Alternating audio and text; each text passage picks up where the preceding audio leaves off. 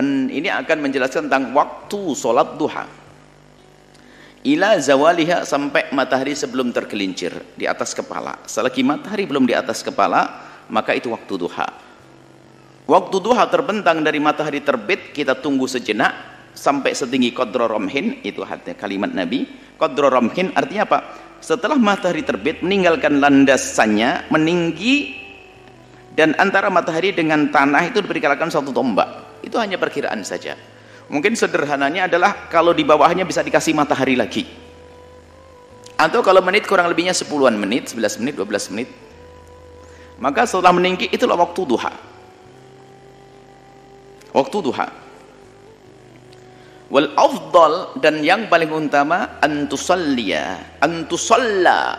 Salat duha itu dilakukan indashtidadil harri, waktu mulai panas menguat. Jadi 1/4 siang. Kalau siang dibagi 4, setengah, separuh, setengah, 1/4. Ini separuh daripada jam 6 sampai jam 12, berarti apa? 6 sampai jam 12 itu 6 jam. Berarti 6 jam, ya 3 jam. 3 jam setelah matahari terbit. Kurang lebihnya seperti itu. Itu adalah waktu yang paling tepat. Paling bagus kita kalau ingin melakukan sholat duha. Wartifa'id duha, dan setelah meningginya waktu duha. Jadi setelah meninggi, mulai meninggi, itulah paling bagusnya, paling meninggi dan mulai memanas. Waktu duha adalah di saat matahari mulai meninggi, meninggalkan landasannya setinggi ramah, setinggi tombak. Kemudian setelah itu meninggi lagi dan mulai panas. Itulah waktunya sholat, waktu utama sholat duha. An Zaid bin Arqam radhiyallahu taala anhu, dari Sayyidina Zaid bin Arqam, semoga Allah senantiasa memberikan keridhaan kepada beliau, annahu ra'a qauman, beliau melihat satu kaum yusalluna minad duha, melakukan salat duha. Faqala, kemudian berkata,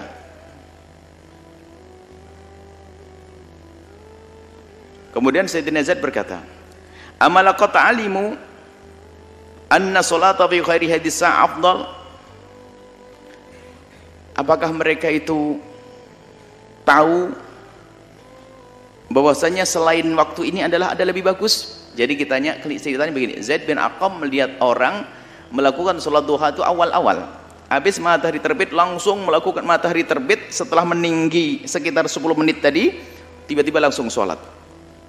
Kemudian Sayyidina Zaid bin Arqam menegur, apakah mereka tidak tahu bahwasanya ada waktu yang lebih bagus daripada waktu saat ini?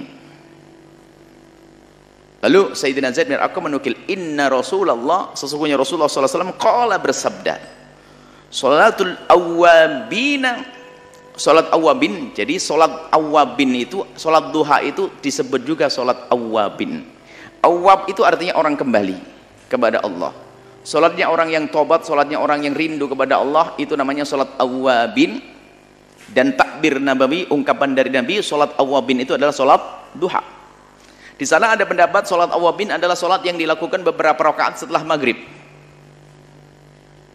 Akan tapi lihat, ini adalah langsung lafaz dari Nabi, sholat awwabin adalah sholat duha. Yang menjadikan sholat awwabin adalah bainal isya'aini, antara maghrib dengan isya, 2 sampai 6 rakaat, tidak ada masalah. Cuman tidak bisa mengalahkan awwabin ini, makna ini, karena ini adalah dari baginda Nabi SAW. Awwabin, sholatnya orang yang kembali kepada Allah. Yang sedang sholat duha ini namanya orang awwabin, tandanya orang tobat beneran itu. Kalau sudah mulai rindu sholat duha itu. Hina tarmadul fisalu, mulai memanasnya. Al-fisal itu anak onta. Al-fisal anak onta itu, sebab onta itu, kalau yang pernah umroh, semoga bisa umroh yang belum. Kalau anda pergi kemana itu lupa saya, ke daerah. Kalau ke Arafah itu keliling-keliling, biasanya langsung ke susu onta. Lumayan anda tahu panasnya di sana nanti. Jadi anak onta itu kan dijemur. Jadi kalau sudah mulai jam 9 kelihatan pundaknya anget. Nah, itulah waktunya sholat duha yang lebih bagus.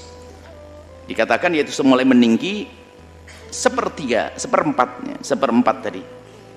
Seperempat dari siang itu. 3 jam dari waktu terbit matahari, kurang lebihnya seperti itu.